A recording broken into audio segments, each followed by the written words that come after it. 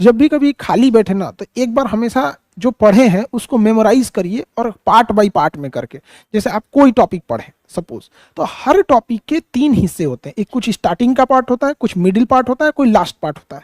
आप दिमाग में बैठा लीजिए, दुनिया का कुछ भी करने जाइएगा ना तो आपको यही करना है, इसी सीक्वेंस में करना है। समझ में आ गई नहीं? जैसे आप एड्रेस लिखते हैं अपना, आप गौर किए हैं एड्रेस लिखने का भी, जब आप पोस्टल एड्रेस लिखते हैं फ्रॉम से लेके टू तक एक प्रॉपर सीक्वेंस होता है। तो जब हमारी चीज़ों में ये आ जाती है ना, ये चीज़ें आ जाती हैं, तो धीरे धीरे हमें पता नहीं चलता है, हमारे अंदर वो आदत आ जाती है।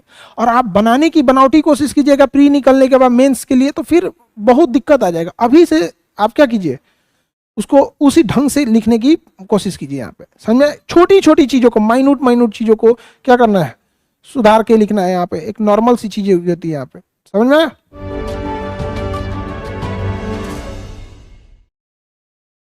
जब भी कभी खाली बैठे ना तो एक बार हमेशा जो पढ़े हैं उसको मेमोराइज करिए और पार्ट बाय पार्ट में करके। जैसे आप कोई टॉपिक पढ़े सपोज, तो हर टॉपिक के 3 हिस्से होते हैं। एक कुछ स्टार्टिंग का पार्ट होता है, कुछ मिडिल पार्ट होता है, कोई लास्ट पार्ट होता है।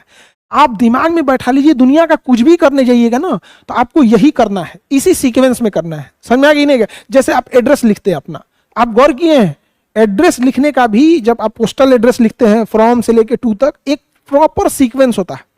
तो जब हमारी चीज़ों में ये आ जाती है ना, ये चीज़ें आ जाती हैं, तो धीरे धीरे हमें पता नहीं चलता है, हमारे अंदर वो आदत आ जाती है।